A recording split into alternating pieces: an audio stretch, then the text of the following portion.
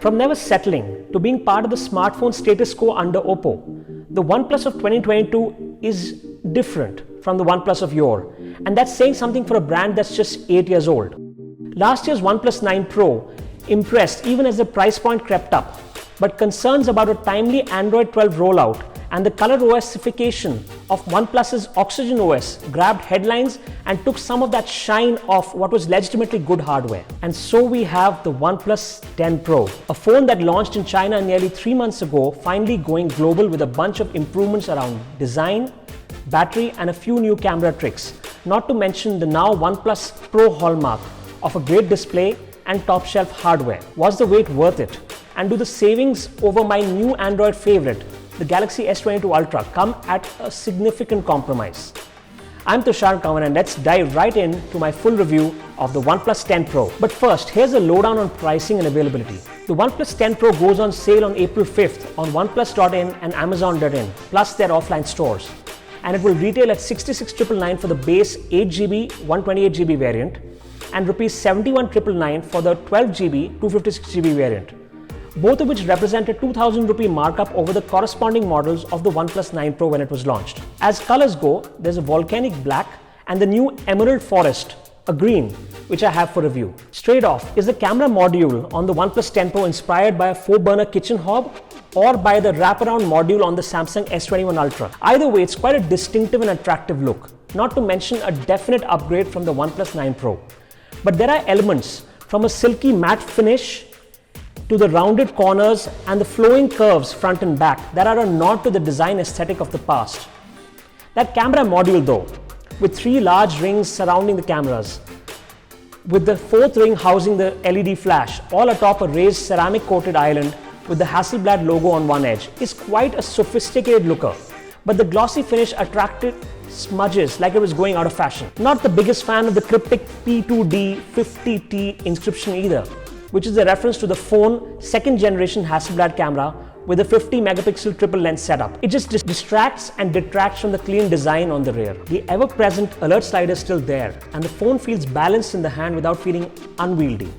There's Gorilla Glass 5 on the rear and Gorilla Glass Victus on the front, which is all very well, but OnePlus has opted to drop the IP dust and water resistance certification from all global models, save for some carrier variants in the US, where the carrier picks up the cost of the certification process. It's odd not only because the OnePlus 9 Pro had IP68 rating globally, but it's also an odd omission for a phone with flagship positioning and aspirations and flagship pricing.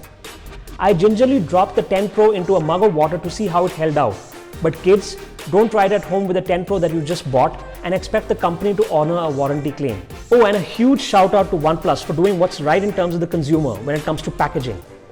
You're not going to need to go out hunting the moment you unbox this device, as it has everything you need, from a color matched case, an 80-watt fast charger with a Type-C cable, aside from the obligatory documentation and stickers. OnePlus has retained the same 6.7-inch screen size as last year's 9 Pro, with the same QHD Plus resolution with a 120Hz refresh rate, and sticking with the formula is a good move, simply because last year's phone shipped with a fantastic panel to start with. Colors are vibrant, contrast levels are good, and peak brightness levels go all the way up to 1300 nits. And this is an excellent panel to consume content, both in terms of the quality of the screen and the overall ergonomics of the device. On that note, the stereo speakers are good, but the bottom speaker sounded a lot fuller, leading to a slightly disbalanced stereo effect while listening to music. Outdoor legibility was good, as was seen when I was out and about in the unnaturally hot Bangalore summer. What's new this year is that the panel makes a switch to LTPO2 technology, which allows the 10 Pro to switch all the way down to 1 Hz for times when you're viewing static images or the like, to conserve power. Oddly though, the automatic refresh rate did have its off moments, like for instance when you were scrolling through Instagram or Twitter with embedded videos.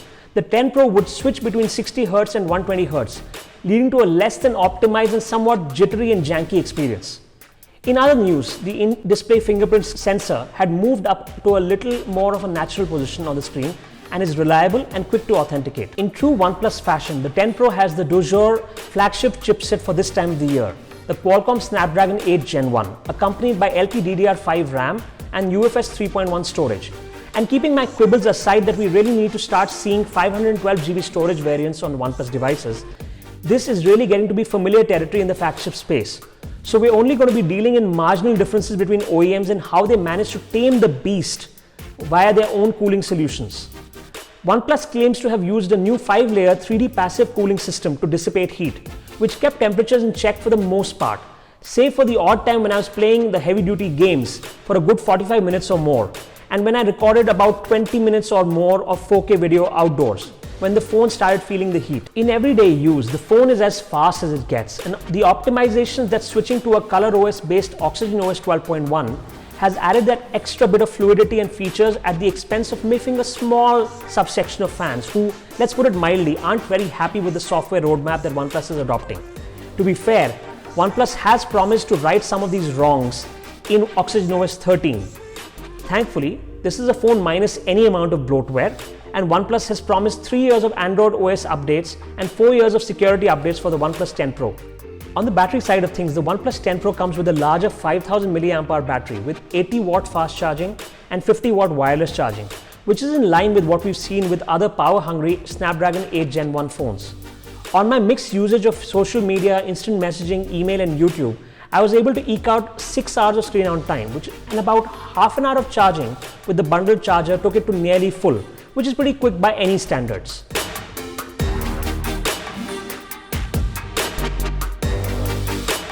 After years of dealing with criticism around their camera performance, OnePlus finally got the monkey off its back with the OnePlus 9 Pro, with a camera that performed consistently under different shooting conditions and arguably had the best ultra-wide-angle shooter out there. The OnePlus 10 Pro builds on some of these foundations with the same 48 megapixel IMX789 sensor for the primary, the same 3.3x 8 megapixel telephoto shooter, and an older Samsung JN150 megapixel sensor for the ultra-wide. The latter now including an insane 150-degree field of view, but dropping autofocus capabilities, which means no macro shooting. That's an odd exclusion and a regression of sorts given how the 9 Pro managed to shoot pretty decent macros. Images from the primary camera were packed with good amounts of detail, with the Hasselblad collaboration yielding pretty true-to-life colors, with accurate exposure and good HDR performance. Low-light photos had decent amount of details too, and the camera took a good stab at getting the colors right there as well. The telephoto camera was usable, but the 8 megapixel sensor and limited zoom is clearly getting a bit long in the tooth. The ultra-wide camera had me befuddled. I mean, the extra creativity that the added field of view affords is a neat party trick. But on most occasions, one tended to notice the poorer low-light performance and drop in detail a lot more, not to mention the lack of macro shooting altogether. The selfie shooter is a good improvement over the previous generation with improved details and better HDR performance. Videos shot at 8K and 4K 120 FPS in particular were good, with some mild amount of jitter if the light levels dropped. The OnePlus 10 Pro nails some flagship elements so right. There's an eye-catching design, an excellent display, top-shelf hardware and good longevity with fast charging. It's also held back a bit by the lack of IP rating, the odd software bug despite the improvements that the ColorOSification has yielded, and a camera that has overall taken a step forward while taking a step back. An odd set of choices given how good the competition has gotten with the likes of the iQOO 9 Pro and the upcoming Realme GT2 Pro and the Xiaomi 12 Pro. We hope you enjoyed our full review of the OnePlus 10 Pro. If you liked the video, please consider liking and sharing this video and subscribing to our channel for more such hot gadgets.